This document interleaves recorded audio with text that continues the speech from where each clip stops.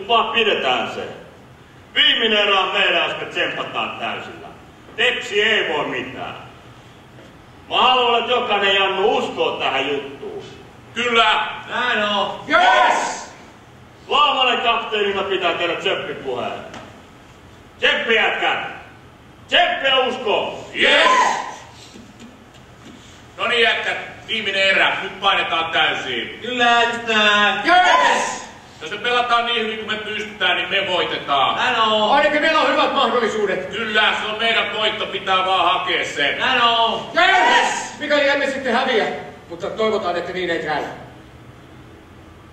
Mitä sä selität? Niin siis, sanon vaan sitä, että eihän me välttämättä tietenkään voiteta.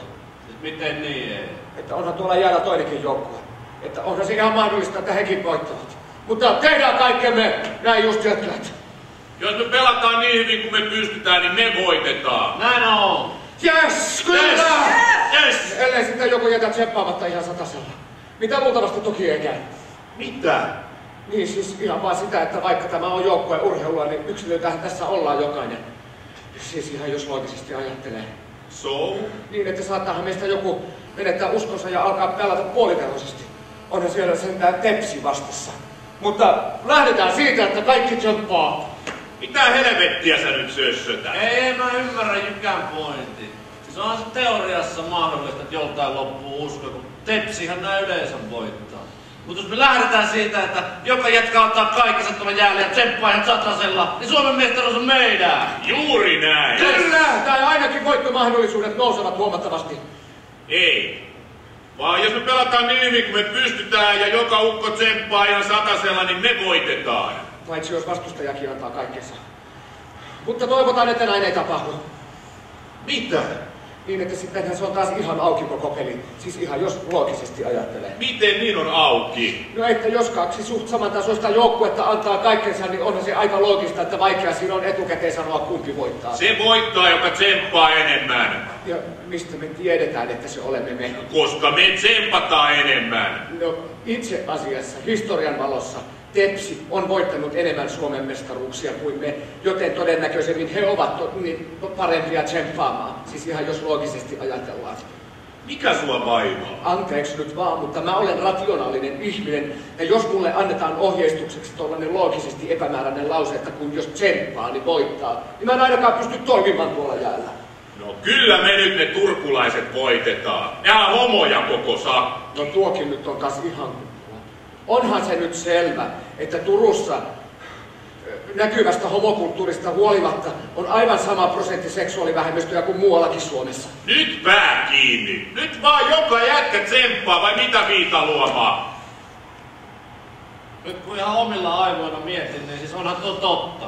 Että tuon viereis pukuhuoneessa, niin varmaan Tepsin pelaajat miettii ihan samalla tavalla, että nyt joka jätkä ottaa kaiken tsemppaa satasella. Hei, me ei mietitä vastustajaa, me pelataan omaa peliä. No ainahan me pelataan omaa peliä, mutta nekin pelaa omaa peliä. Me voitetaan, me ollaan kerho. No ei se nyt ole mikään argumentti. No onhan. No ei ole.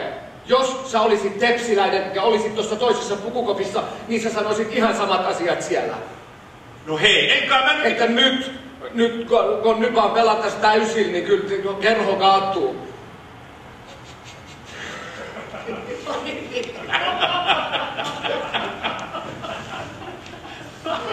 Niin kova pelata täysin, niin kyllä vaan kerrottaa. Pannaanko uusiksi? Ei se mitään, mä editoin, mennään vaan eteenpäin. Mutta se kaatui siis, se oli hyvä.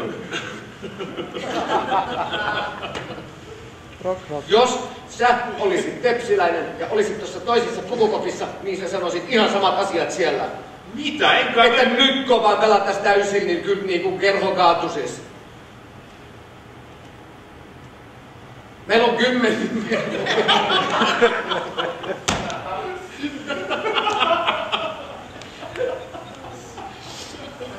Meillä olisi 10 Suomen mestaruuksia, niillä olisi vain 1. Meillä on enää pistepörssin kärkinimi ja voittamisen kulttuuri. Ja Hesse. Just noin siellä ajatellaan. Nyt saatana! Meidän pitäisi taisteluhenkeä valaa tähän joukkueeseen ja te kaksi vaan Jossi sisittelette. No come on! Se Se on TPS! Onhan se nyt selvää, että meillä kaikilla tutisee lapa ja ne voittaa. Niin käy aina. Eihän se kivaa oo. Eikö meidän kannattaisi jo alkaa keskittyä nauttimaan hopeista? Ei perkele! Okei, ne saattaa olla parempia.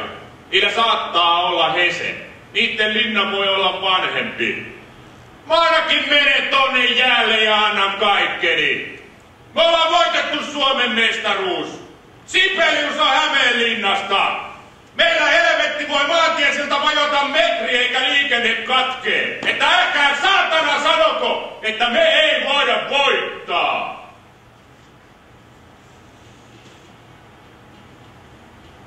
Perhana Laamonen, hyvin puhuttu. Tää loserin mentaliteetti on meidän oma... Oikein.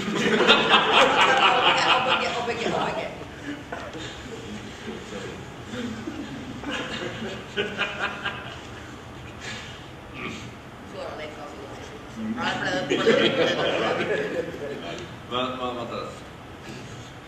Perhana Laamonen, hyvin puhuttu. Tää hämäläinen looserimentaliteetti on meidän omaa keksintöä. Ei anneta sille valtaa, jätkät. Jos te uskotte, niin minäkin uskon. Että eiköhän mennä ja voitetaan. Juu! No niin!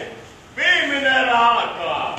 Oletteko te valmiina? Kyllä! Onko tseppi katossa? Joo! Onko joka Jannu Ei perkele, en mä pystykään. Mihin? Ennen kuin menette jäälle, niin mä haluan sanoa teille jotain, minkä mä tajusin äsken. Ihan rehellisesti. Ja luultavasti saadaan turpaa. Mitä? Älä Laamanen jaksa. Mitä? Älä aina jaksa ton sun tseppis kanssa. Sehän on tepsiheräjästä sentään. Mun tehtävä valmentajana katsoa, että te voitte hyvin myös henkisellä puolella. Joten olisi julmaa väittää, että voitto on teidän omissa käsissä. Se ei ole. Jos Tepsi voittaa, se on luultavasti siksi, että ne on vaan saamarin paljon parempia. Älkää syyttäkö itseään. Teidän perheet rakastaa teitä, vaikka te häviätte. Nyt, menkää tonne jäälle ja nauttikaa liikunnasta. Mäkin olen yrittänyt sanoa koko ajan. Onhan tossa enemmän järkeä. Mäkinen. Laamanen.